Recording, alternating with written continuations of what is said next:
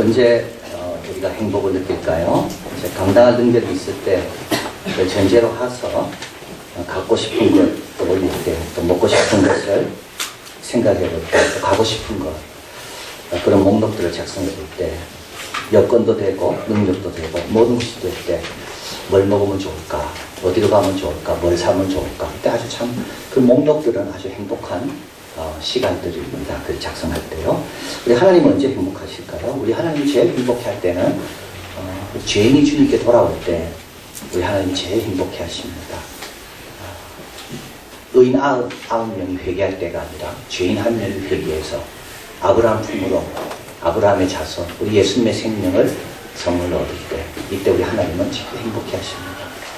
아마 두 번째 우리 하나님이 제일 행복해 하실 것은 우리가 순종할 때거든요. 순종할 때 우리 하나님은 참 기뻐하실 거예요. 그리고 또 한 가지 더 든다면, 하나님께서 우리에게 주실 것을 이렇게 목록을 작성할 때 하나님 주실 수 있는 게 얼마나 많겠습니까? 근데 우리가 그걸 받을 만한 그릇이 돼서 하나님께서 이거 내가 다 줘야 되겠다 이렇게 작성하실 때 하나님은 참 기쁠 거다. 오늘 본문은 그 목록이 나옵니다. 하나님께 우리 줄 수 있는 목록. 우리 지난주 여호와의 손이 짧아진 것도 아니고 여호와의 귀가 둔하여진 것도 아니라고 했습니다. 너희 죄, 그들의 죄, 우리 죄 때문에 여호와의 팔을 경험할 수가 없다. 그러나 신실하게 하나님의 뜻을 행하려고 하고 시온을 떠나지 않고 겸손한 자에게는 그 사람뿐만 아니라 후손뿐만 아니라 후손의 후손까지 여호와의 팔을 다 경험한다. 그리고 나서 이제 오늘 본문에 하나님이 주실 수 있는 복의 목록들이 쫙 나옵니다. 그래서 이사야서는 항상 그런 것 같아요. 그 다음 장과 함께 읽어야지 그게 온전하게 하나님이 주시고자 하는 메시지를 받을 수가 있습니다. 그래서 너의 자손과 너의 자손과 후손과 후손의 후손까지도 내가 함께하며 축복할 거다. 그리고 나서 오늘 본문에 일어나라, 빛을 발하라 이렇게 이어지는 겁니다. 여기 목록들을 보면요, 3절 열왕은 내 빛으로 열방은 비치는 내 광명으로 나옵니다. 내가 가는 게 아닙니다. 여기서 중요한 것은 그들이 오는 겁니다. 나는 가만히 있습니다. 근데 그들이 어떻게 알아보고 오는 겁니다. 뭘 알아봅니까? 지금 빛을 알아보고 옵니다. 이 빛은 특별한 빛입니다. 열왕들은요 수많은 빛들을 봤습니다. 다른 사람보다 훨씬 많은 기회가 있었습니다. 그래서 이들이 알아보는 거는요 좀 특별하기 때문에 알아보는 겁니다. 세상에 없는 빛입니다. 동방박사들이 왜 아기 예수께 왔을까요? 그들은 천문학자들이거든요. 별을 잘 아는 사람입니다. 그런데 이상한 별이 있습니다. 그래서 천문학자 동방박사들이 그 별을 따라와서 아기 예수께 온 겁니다. 여기도 열왕들, 열방들이요 자기들이 아는 빛이 아닙니다. 이상한 빛을 본 겁니다. 그래서 그리도 나오는 겁니다. 섬기러 오는 거고 축하해 주러 오는 거고 함께 하려고 오는 거고. 4절에 내 아들들은 원방에서 오겠고 내 딸들은 안기어 올 것이다. 우리에게 최고의 정말 감사한 순간은 아이들이 돌아오는 거겠죠. 멀리 갔습니다. 근데 돌아옵니다. 안기어 온다는 말은 뭐냐면 그곳에서 성공했습니다. 근데도 돌아옵니다. 얼마나 큰 기쁨입니까? 이 하나님께서 잠언을 통해 이렇게 말씀합니다. 너 하나님과 잘 지내면 원수까지도 화목해 하신다. 화목해 하는 건 우리가 할 수가 없습니다. 그건 하나님이 감동을 주셔야 되는 겁니다. 이게 하나님의 선물 목록에 들어가 있습니다. 우리가 하나님을 열심히 섬기면 멀리 갔던 아이들이 돌아옵니다. 그리고요 거기서 출세하고 성공했는데도 오히려 이곳을 더 귀하게 입고 돌아옵니다. 그건 하나님이 주시는 선물입니다. 바다의 풍부가 내게로 오며 열방의 재물이 내게로 옵니다. 여러분 열방의 재물 너무 부러워할 필요 없습니다. 그거 다 우리를 위해서 지금 모으고 있는 겁니다. 때가 되면 하나님께서 다 갖고 오실 겁니다. 난 부자 되도록 자꾸 축복해 주세요. 그들이 다 축복받아가지고 나중에 깨닫게 되면 어떻게 됩니까? 다 하나님께로 가져올 겁니다. 몰라서 지금 자기가 쌓아놓고 있죠. 지금 열방들이 재물이 그렇게 쌓아놓은 거 아닙니까? 그런데요 그들이 깨닫으니까 저기에 특별한 것이 있다는 걸 아니까 그걸 다 들고 오는 겁니다. 6절 7절 허다한 약대 미디안 에바 젊은 약대. 미디안의 약대는 뭡니까? 이스라엘 백성에는 아주 안 좋은 추억입니다. 기드온 때 농사 다 지어서 거두를 하면 이때 미디안 사람들이 약대를 다 끌고 와가지고 모든 걸 먹어 해치워버립니다. 남긴 거 하나도 없이. 그런데 이번에는요, 먹으려고 오는 게 아닙니다. 이를 섬기려 오는 겁니다. 너희 가운데 평안할 것이다. 스바의 사람들은 금과 유황을 가지고 온다. 게달의 약물이 느바옅, 이건 아라비아 쪽입니다. 거기에 있는 좋은 특산물, 최고로 좋은 양들, 최고로 좋은 하나님께 드려야 되는데 흠없는 양이면 됐는데 흠없는 양뿐만 아니라 양종 자체가 다릅니다. 근데 그들이 자발적으로 옵니다. 그리고요, 하나님의 단위로 올라갑니다. 8절, 저 구름같이 비둘기같이 보금자리로 날아오는 저들은 누군가? 여러분, 오랐다고 오겠습니까? 오지 않습니다. 우리 힘으로는 안 됩니다. 상상도 할 수 없는 그와 같은 무리들이 시온을 향해, 그 백성을 향해 막 몰려오는 겁니다. 성들 곧 나를 앙망하고 다시스의 배들이 먼저 이르되, 이 다시스는 어떤 쪽이죠? 다시스는 그 당시 세계에서는 제일 서쪽입니다. 동쪽은 니누웨 쪽이에요. 그래서 요나 보고 하나님께서 니누웨로 가라 했거든요. 동쪽입니다. 요단강을 건너기 전은 동쪽입니다. 요단강 동편 이러면 건너기 전에 가나안 땅 이전입니다. 그래서 요단강을 건너면서 서쪽이 되는 거죠.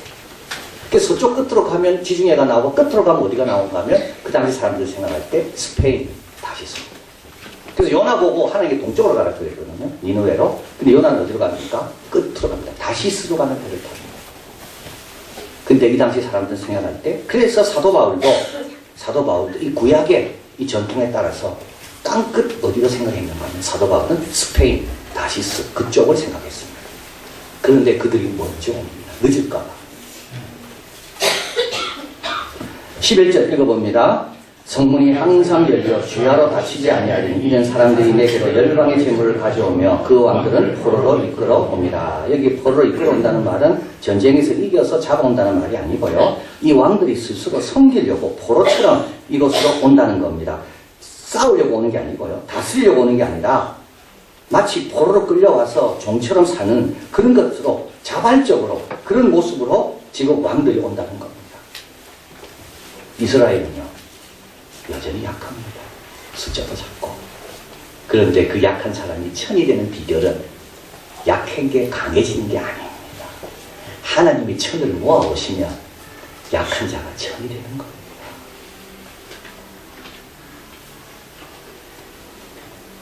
예술품 도적질의 대표적인 사례가 있습니다.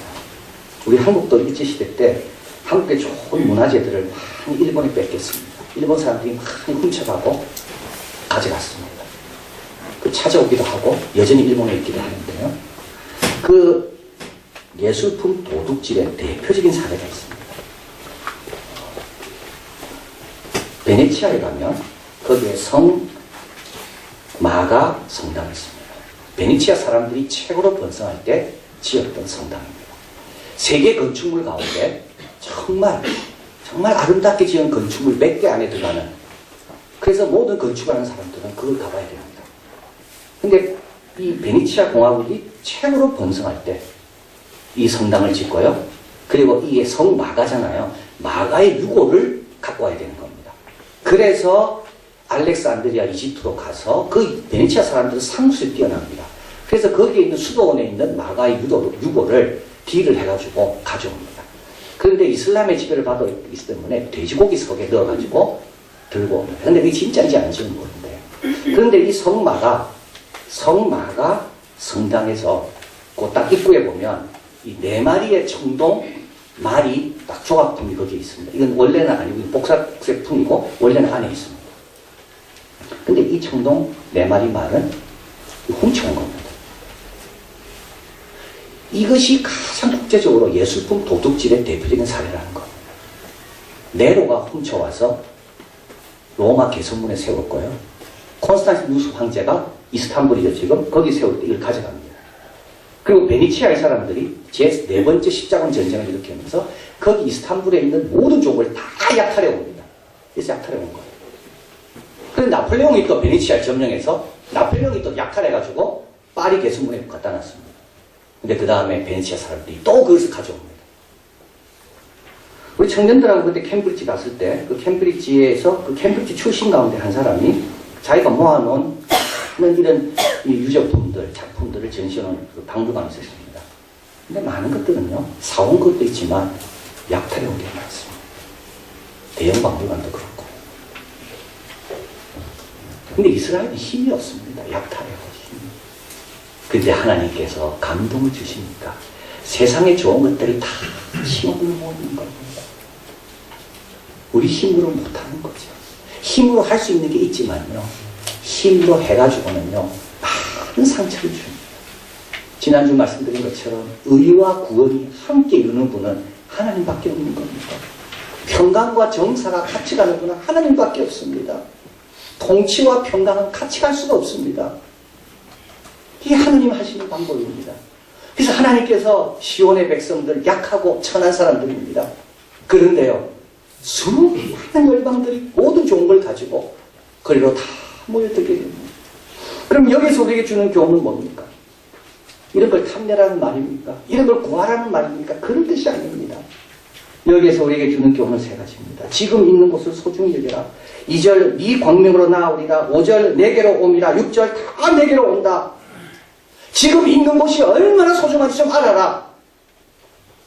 이곳에서 드리는 예배와 기도와 이곳에서 배우는 모든 것들, 이곳에서 감당해야 될 모든 연단들 얼마나 소중한지 알아라 이 말입니다.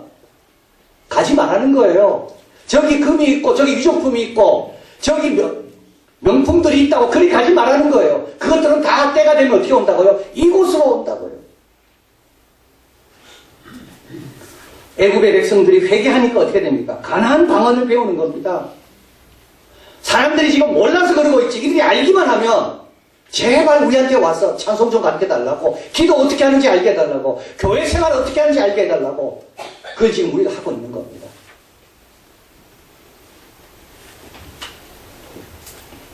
고로새서에서 말합니다. 2장 6절 7절 같이 읽어봅니다. 그러므로 너희가 그리스도 예수를 주로 받았으니 그 안에서 행하되 그 안에 뿌리를 박으며 세움을 입어 교훈을 받은 대로 믿음에 굳게 서서 감사함을 넘치게 해라.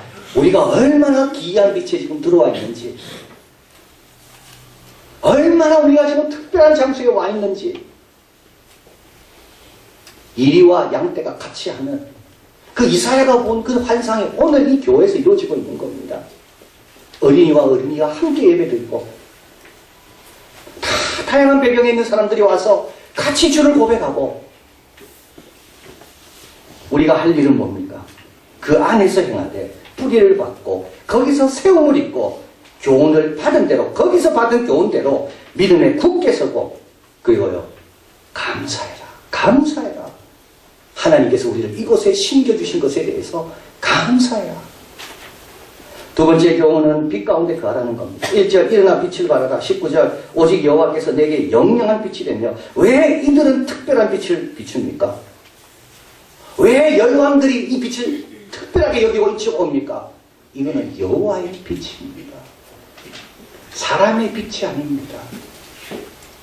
우리가 할 일은요, 그 빛 안에 거하면 됩니다. 그 빛이 비추는 그런 대상이 내가 되면 됩니다. 2장 5절 야곱의 족속아 오라. 우리가 여호와의 빛에 행하자. 여호와의 빛에 행하는 경우는 네 가지입니다. 은혜 안에 거하는 겁니다. 9장 2절 흑암에 행하던 백성이 큰 빛을 보고 은혜를 구하는 자, 은혜를 기억하는 자, 은혜를 감사하는 자는 빛납니다. 저 사람은 뭔데 저렇게 감사할까? 빛납니다. 저 사람은 뭔데 저렇게 기뻐할까? 빛납니다. 다 불평할 것밖에 없습니다. 그런데도 저 사람은 왜 기뻐할까? 은혜를 기억하니까는요. 그래서 빛나는 거죠. 말씀 안에 거하는 자는 빛납니다. 8장 10절 마땅히 율법과 증거의 말씀을 쫓을지니 그들이 말하는 바 이 말씀에 맞지 아니하면 그들은 정녕 아침빛을 보지 못하고. 누가 아침빛을 볼까요? 말씀을 기억하는 자, 말씀을 쫓는 자. 네, 빛가운데 거합니다. 또 사명 안에 거하는 자입니다. 49장 6절 내가 너로 이방의 빛을 삼아 나의 구원을 베풀어 땅 끝까지 이루었다. 하나님이신 사명을 소중하게 하는 사람, 자기 일을 기쁨으로 감당하는 사람 빛납니다. 여러분 직장 생활에서 한번 보십시오. 누가 빛납니까? 감사함으로 최선을 다하는 사람은 빛납니다. 누가 늘 그늘지고 어둡습니까? 불평하고 원망하고 비교하고. 저는 볼 때 빛은 태도에서 나는 거지 모습에서 나지 않습니다. 빛은 신분과 상관없습니다. 내가 어떤 신분이든지 태도가 좋은 사람은 빛납니다. 우리 예수님 얼마나 빛났을까요? 우리 예수님 목수일 하면서 얼마나 빛났을까요? 우리 예수님 내려가서 부모를 섬기는 그 순종의 삶을 살 때도 얼마나 빛났을까요? 마지막으로 거룩한 삶, 하나님 의 안에 있을 때 빛납니다. 59장 9절, 공평이 우리에게서 멀고 의가 우리에게 미치지 못한 즉 우리가 빛을 바라나 어두움뿐이요 밝은 것을 바라나 캄캄 가운데 행함으로 바란다고 되는 게 아니죠. 바라면 그렇게 살아야 되는 겁니다. 58장 10절, 줄인 자에게 내 심정을 통하며 괴로워하는 자의 마음을 만족케 하며 내 빛이 흑암 중에서도 발하여 내 어두움이 낮과 같이 될 것이다. 흑암을 이기는 빛, 흑암 중에서도 드러나는 빛. 그래서 열왕이 보면서 놀라는 그 빛, 그 빛이 누구에게 있냐는 거죠. 의를 행하고 공평을 일삼으며 가난을 찾고 힘든 사람을 도와주려는 그런 사람에게 빛나는 겁니다. 프란시스 고야 스페인 대표하는 우리 화가입니다. 우리 스페인에는 많은 화가들이 있었습니다. 그러나 스페인은 늦게 출발했습니다. 주로 프랑스, 이태리에서 많이 배웠는데요. 옛날 스페인의 이 고야의 전통을 이어받는 사람이 피카소고, 그래서 이 스페인의 그림은 좀 특별합니다. 보통 우리는 그림을 그릴 때 아주 깨끗하게 완벽하게 그립니다. 그런데 스페인은 특징이 있답니다. 그거는 약간 기형적인 모습을 진짜 인간이다. 그래서 팔다리가 다 짧고 배가 나오고 코가 튀어나오고, 그런데 이 왕들은 그런 초상화를 너무 좋아했대요. 근데 고야의 그림도 그렇습니다. 좀 투박하고 어떻게 보면 인간의 본성을 드러내는 그 그림입니다. 고야는 맨 마지막 임종할 때 정말 영광스럽게 죽었습니다. 그 나라가 어려웠기 때문에 많은 민주적인 운동하는 사람들이 프랑스에 왔을 때 고야도 같이 있었습니다. 그러다가 그가 그들 품에서 고야가 운명하게 되고, 그러고 난 다음에 고야가 마지막으로 성당에 이렇게 프레스코화를 그린, 석화를 그린 게 있는데, 석계로 그 성당, 그 스페인에 있는, 마드리드에 있는 그 사과밭이라는 그 뜻을 가진 그 공원에 지은 성당, 거기에 묻히게 됩니다. 그래서 모든 화가들이 그 무덤을, 그 성당을 와서 고야를 추억한다는데요. 이 고야가 그린 그림 중에 하나가 1808년 5월 3일이라는 그림이 있습니다.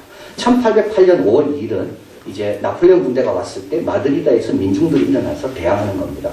그런데 그 다음 5월 3일 그림은 그 대항하던 사람이 처형당하는 그림입니다. 역사책 표제도 자주 나오고 우표나 엽서, 에스파냐 혁명가들, 이 스페인의 혁명가들의 영웅적 정신을 일반 평민들의 삶에서 표현한 것. 그런데 고야는 여기에서 손을 들고 있지요. 하얀 옷을 입고 금색 바지를 입고 있습니다. 이거 항복이 아닙니다. 이 사람은 예수님의 십자가입니다. 그래서 이 손에 보면 예수님의 못자국을 거기다 넣어놨습니다. 그리고 하얀색과 금색 바지는 이거는 불멸을 뜻합니다. 고야는 이 사람을 강조하고 싶었습니다. 고야는 자기 그림을 보는 사람이 다른 거 보지 말고, 총 쏘는 거 보지 말고, 쓰러져서 괴로워하는 거 그거 보지 말고, 바로 십자가의 정신으로, 그런 마음으로 나라를 위해 희생하는 그 모습을 좀 봐라. 우리 하나님께서 세상을 바라보실 때 사람들에게 누구를 좀 보기를 원하실까요? 하나님은 누구에게 조명을 비추실까요? 연극하는 사람들이요, 그림을 너무 자주 봐야 된대요. 왜냐하면 그림에는 조명이 있기 때문에. 어디다가 조명을 해야지 제대로 효과를 나타낼까? 우리 하나님의 조명은 어떨까 생각해 봅니다. 하나님은 누구에게 비추실까요? 우리 예수님이 세례받고 올라왔습니다. 이때 성령이 임하시고 비둘기같이 임합니다. 하늘에서 음성이 들립니다. 이는 내 사랑하는 아들이요 내 기뻐하는 자. 은혜를 기억하는 자입니다.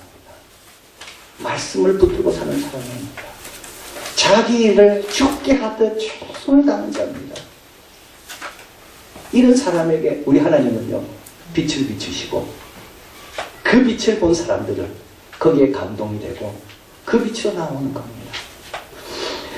자, 그래서 여기에 있는 여러 가지 목록들은 우리에게 읽는 곳이 중요하다. 하나님께서 우리를 너무 영광스러운 곳에 심으셨다. 이곳을 소중하게 여겨라. 그리고 또 한 가지는 빛 가운데 거하는 삶을 살아라. 그리고 마지막으로 그분의 풍성함을 기억해라. 하나님 오라고 부르시는 이유 줄 게 너무 많습니다. 하나님이 나의 종이 되라고 하시는 이유 너무 좋은 주인이기 때문입니다. 너희가 알지 못하는 나라를 부를 것이고 그 나라가 너에게 달리 올 거라 그랬습니다. 여러분, 신앙생활은 오늘에 있는 문제만 해결하는 게 아닙니다. 하나님은 그 나라를 주시려고 그런다는 거죠. 그 나라를 위해서 일하고 그 나라를 위해서 기도하고 그 나라 일꾼이 되라고요. 히브리서 11장은 믿음장입니다. 믿음의 조상들이 쭉 나옵니다. 근데 여기서 두 가지를 강조합니다. 하나님께 나아가는 자는 반드시 그가 계신 것과 그걸 믿으라는 겁니다. 오늘 이 자리에 주님이 계신다는 것을 믿으라는 겁니다. 또 한 가지는요. 자기를 찾는 자에게 상 주시는 이심을 믿어라. 상도 믿어라. 아벨은 죽었지만 하나님께서 예물에 대해서 지금도 증거하고 계십니다. 아브라함은 이삭과 야곱과 더불어 장막의 텐트에 거했지만 하나님께서 저를 위하여 한 성을 예비하셨습니다. 모세는요. 그리스도를 위하여 받는 능력을 애굽의 모든 부하보다 더 큰 재물로 여겼으니 이는 상 주신 이심을 바라봅니다. 애굽의 모든 것보다 하나님이 주시는 것이 더 크다는 겁니다.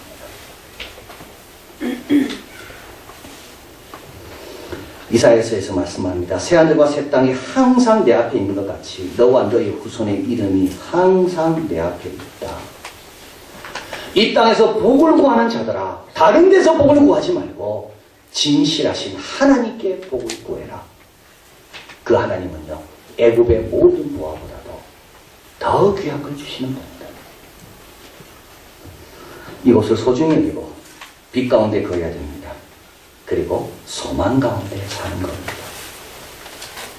그러면 우리는 아무리 어두운 시대에 살아도 아무리 험한 세상 속에 살아도 주의 길을 걸으며 빛 가운데 거하고 우리 하나님은 우리를 위하여 주실 목록들을 행복한 마음으로 작성하고 계실 겁니다.